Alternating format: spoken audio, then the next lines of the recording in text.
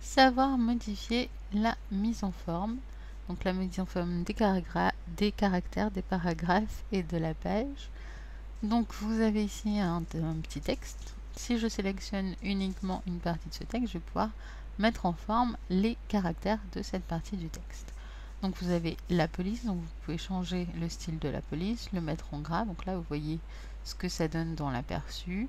Changer la taille, modifier les effets de caractère, c'est là où vous allez pouvoir sélectionner la police, donc sous OpenOffice, les effets en petites majuscules, en grandes majuscules, en minuscules, etc.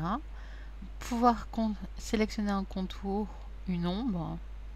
Hop, ici on a uniquement l'ombre. Le faire clignoter, mais bon, sur les rapports, je vois pas trop l'intérêt. Donc on va choisir ombre, une possibilité de surlignage, la position si vous voulez le mettre en indice ou en exposant, modifier l'espacement des caractères, donc condenser, vous allez réduire l'espacement entre chaque caractère, ou étendu, vous allez l'élargir, insérer un hyperlien ou modifier l'arrière-plan en sélectionnant un arrière-plan particulier.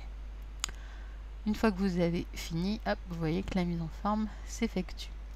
Idem pour le paragraphe, donc on va sélectionner un paragraphe. Donc pour sélectionner un paragraphe rapidement et facilement, vous double-cliquez sur le paragraphe que vous voulez sélectionner et donc format paragraphe pour gérer la mise en forme de ce paragraphe.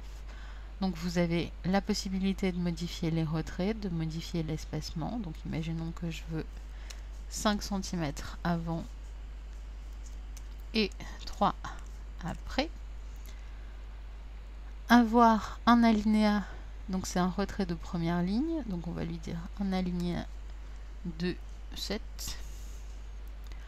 Vous pouvez modifier l'alignement, donc dans les rapports vous devez absolument justifier l'ensemble de vos paragraphes.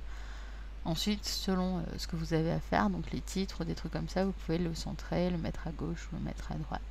L'enchaînement qui nous permet d'insérer un saut de page devant, de ne pas scinder le paragraphe, donc s'il est sur 2 pages, il va rester sur une seule page, donc il va se mettre soit avant, soit après en fonction de la place qu'il a pour se positionner. Donc pareil, vous avez la possibilité de mettre une couleur d'arrière-plan, une bordure. Donc pour la bordure, vous avez différents types de bordures.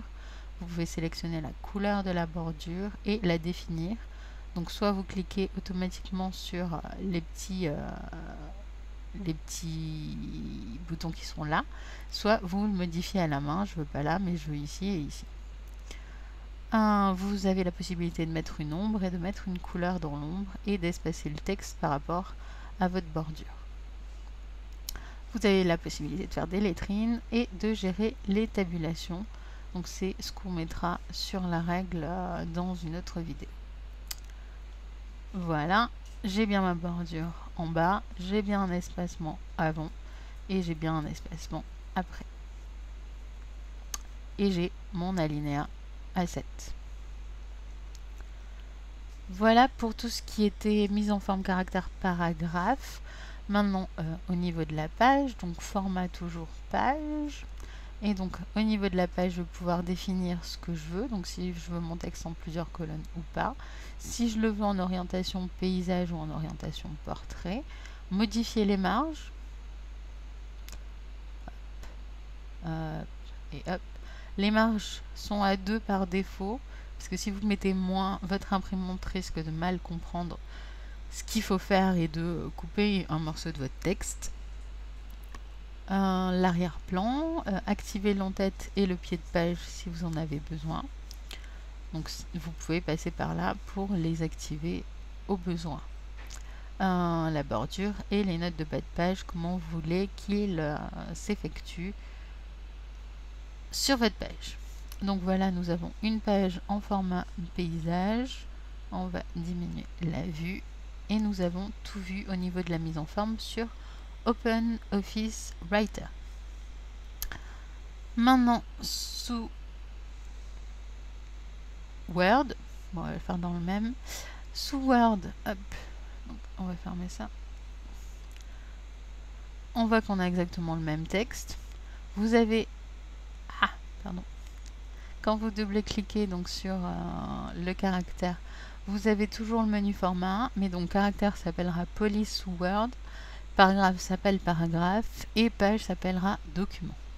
Donc police, vous retrouvez exactement les mêmes possibilités que vous avez sous OpenOffice, petite majuscule. Certaines possibilités sont moindres, d'autres sont plus avancées. Après, à vous de sélectionner ce qui vous convient comme couleur, comme police, etc. Avancé, vous avez l'échelle, les ligatures et plein d'options d'effets de texte ou des options par défaut. Pour le paragraphe, idem. Donc vous avez le retrait et vous avez l'espacement. Le retrait de première ligne, il est disponible aussi. Il peut être soit positif, soit négatif. Et ensuite, vous écrivez de combien vous voulez modifier le retrait des paragraphes. Et là, saut de page avant, vous avez la possibilité de le faire aussi par le paragraphe. Pour tout ce qui est document, donc tout ce qui est page, vous avez les marges qui sont là. Une reliure possible si vous avez plusieurs marges. Comment vous voulez gérer l'entête au niveau de la taille de celle-ci, et pareil pour le pied de page. Vous pouvez l'appliquer à tout le document, au texte ou à une section si vous avez fait des sections. La disposition, vous avez la possibilité de sélectionner en fonction de ce que vous voulez, page paire, page impaire ou continu, pour gérer tout ce qui est différence. Et vous avez des boutons de mise en page supplémentaires. Voilà pour tout ce qui était mise en forme.